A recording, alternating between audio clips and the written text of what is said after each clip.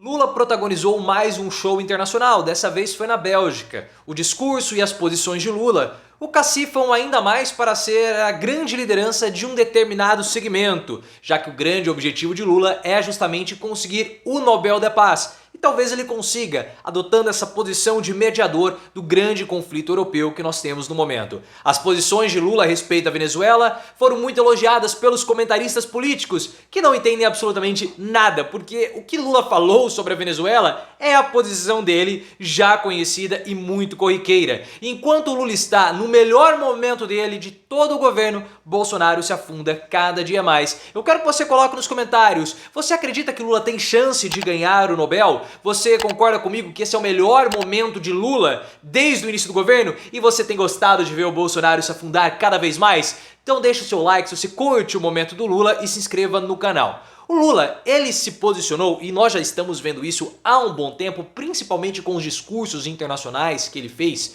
Aquele discurso que ele fez na França foi um discurso histórico. Link aqui no card, você tem que ver o meu comentário porque o Carluxo simplesmente surtou com aquele discurso do Lula. Mas, enfim, o Lula ele está se colocando numa posição de liderança global muito importante, de praticamente três segmentos distintos. O primeiro é o segmento da esquerda. Já que Fidel Castro faleceu e deixou o posto, a esquerda não tem uma grande liderança internacional e o Lula está ocupando essa posição. Tanto que ele foi a Bruxelas participar do CELAC, que é um fórum, que é um encontro de países da América Latina e da União Europeia, países que têm lideranças mais alinhadas à esquerda. O Geraldo Alckmin estava agendado para ir até esse encontro, mas o Lula falou o seguinte: não, Alckmin, deixa que eu vou. E o Lula foi e mais uma vez teve uma ótima repercussão internacional, porque ele está querendo se colocar nessa posição de liderança da esquerda. Além disso, ele quer ser a principal voz e a principal liderança da América do Sul e, quiçá, da América Latina. Essa é uma outra posição de liderança internacional que o Lula quer adotar. E quer também ser o porta-voz dos países subdesenvolvidos, dos países que estão abaixo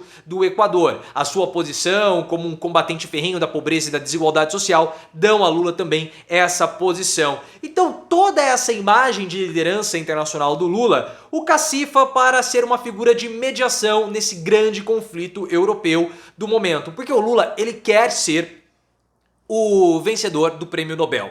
O Lula sempre almejou isso, né? Essa ideia de ser o ganhador do Nobel da Paz, o primeiro brasileiro a ganhar o Nobel, e seria para o Lula a grande coroação nesse ocaso da vida pública dele, já que ele é um homem que tem quase 80 anos, tem um grande vigor, uma sabedoria e uma inteligência, e ele espera ganhar o Prêmio Nobel, seria a coroação máxima dele. E como ele está distante da União Europeia, ou distante da Europa, como o próprio falou, ele e a América Latina podem adotar uma posição de mediadoras do conflito, justamente por terem uma posição mais neutra. E nesse término do conflito, para não desagradar nenhuma das partes, para não presentear a China como sendo o mediador do término do conflito, ou algum país europeu, ou até mesmo os Estados Unidos, o Lula, por ter essa imagem, né, de neutro, poderia ser o símbolo do encerramento do conflito, ganhando o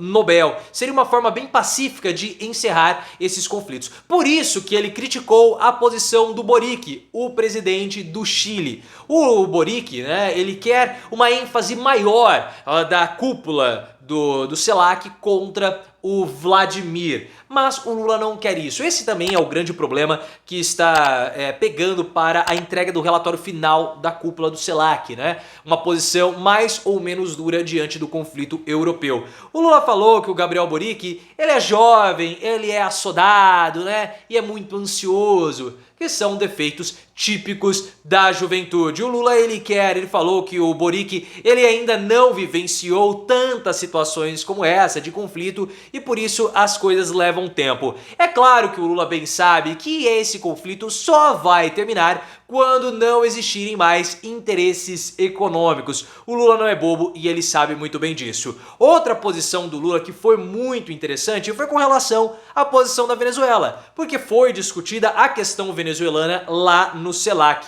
E o Lula deu a resposta que ele sempre dá. Ele sempre acredita na soberania nacional. Ele falou assim: nós não vamos intervir nisso. O Bolsonaro no passado pedia intervenção dos Estados Unidos para lidar com a situação da Venezuela. O Lula falou: não, essa é uma situação que envolve os venezuelanos e são os próprios venezuelanos que precisam resolver essa questão. E aí os comentaristas políticos vibraram: isso, o Lula mudou de posição, é assim que tem que ser com a Venezuela. E o Lula não mudou de posição. O Lula sempre defendeu a soberania nacional. E o Lula nunca defendeu que o Brasil interferisse nos problemas da Venezuela, a não ser quando os problemas da Venezuela se tornem os nossos problemas, como o fluxo migratório indesejado devido à pobreza lá no país, lá na Venezuela, e o pagamento da dívida bilionária que a Venezuela tem conosco. Então o Lula tem que sim afagar o Maduro, tem que adotar uma posição de conciliação, porque alguns problemas da Venezuela são nossos problemas. Se o presidente do Uruguai quer criticar a Venezuela, se o Boric também, que o presidente chileno, querem criticar a Venezuela, o problema é deles. Eles não têm fronteiras com a Venezuela. Nós temos. E a fronteira com a Venezuela é um problema do Brasil e não do Chile nem do Uruguai. Por isso que a posição do Lula, ela é muito importante e muito inteligente. E por conta de todos esses motivos, uma melhora na percepção internacional, que a pesquisa do IPEC mostrou que há uma grande melhora na imagem institucional no nosso país. A percepção e a confiança com relação à presidência da República é a maior desde 2012. Ou seja, o Lula conseguiu recuperar uma confiança com a presidência da República, o que Bolsonaro havia destruído. Então a aprovação ou a confiança com a presidência da República com o governo Lula é maior do que aquela que havia com o Bolsonaro. Além disso, e esse é um ponto importante, a percepção do Congresso e dos partidos políticos, segundo o IPEC, é a maior em 14 anos. É um grande feito óbvio do Lula que conseguiu melhorar a percepção institucional. E é óbvio, né? O Bolsonaro atacava as instituições republicanas diariamente. Ele atacava o Congresso, atacava o STF, atacava o TSE, atacava tudo. E agora com o Lula pacificando as relações institucionais, é claro que há uma percepção da população e uma percepção melhor. Eu vejo que esse é o melhor momento do Lula desde o início do mandato, indubitavelmente. Lula, na minha opinião, tá grande na cadeira. Ele assumiu as rédeas do governo, muito foi criticado, né? Falaram, não, porque o Lira manda, é o Congresso, o Lula não tem base. E aos pouquinhos, Lula foi mostrando que ele tem muito tino político, que ele tem muito faro e muita habilidade política. Por isso que hoje ele está grande, é o melhor momento do Lula. Ele conseguiu aos pouquinhos aprovar as reformas, aprovou o arcabouço fiscal, aprovou a reforma tributária, fracionou a reforma tributária porque ele sabia que se fosse aprovar tudo de uma vez não conseguiria aprovar. Então agora nós vamos discutir pontos específicos da reforma tributária. Os indicadores econômicos estão melhorando, a arrecadação tem melhorado, alguns pontos sociais ainda precisam melhorar, mas se você olha para esse tão pouco tempo de governo Lula, 7 meses... 7 meses é um semestre. Nós já tivemos um avanço muito grande em várias questões. É um ponto muito positivo para Lula, que está no seu melhor momento. Enquanto Bolsonaro vive o inverso, vive um péssimo momento.